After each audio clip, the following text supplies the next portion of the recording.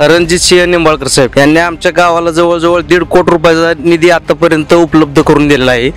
भरपूर कामं रणजितदादांनी केलेली आहेत आमच्या गावासाठी आणि तालुक्यासाठी। म्हणजे आजपर्यंत लोकांना खासदार म्हणजे कोण हीच गोष्ट माहीत नव्हती। तर आता बारक्या लेकराला जरी लहान लेकराला जरी विचारलं खासदार कोण तर ते म्हणतात रणजितदादा निंबाळकर। तर इथली जनता जी आहे करमाळा तालुक्यातली जनता तर ह्यांच्या म्हणण्यानुसार यंदा कमीत कमी रणजितदादांविरोधात महाविकास आघाडीमधला कोणता जरी भारतातला मजबूत नेता उभा राहिला माढा मतदारसंघात शरदचंद्रजी पवार साहेब यांचा गाजलेला मतदारसंघ म्हणजे माढा मतदारसंघ। तर करमाळा तालुक्यातून यंदा 50,000च्या पेक्षा जास्त लीड आम्ही देण्याचा प्रयत्न करतोय आणि तो 100% आम्ही देणारच।